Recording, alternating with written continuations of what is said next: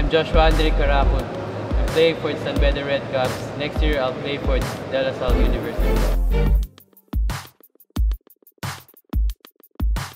Yung basketball sa akin, buhay na talaga eh.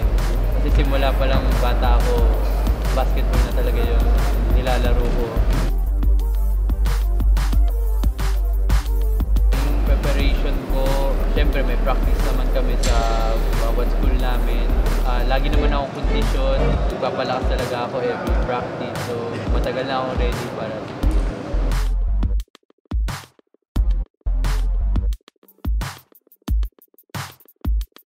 sobrang grateful ako na kasama ako dito sa SLAM kasi dami nga ng player. Ako yung isang maswerte dito nakasama. Yung game ko parang Steph Curry na gustong tumira palagi sa labas and nag-create siya para sa teammate na. And ako yung player na aggressive sa defense and bibigyan ng energy sa team.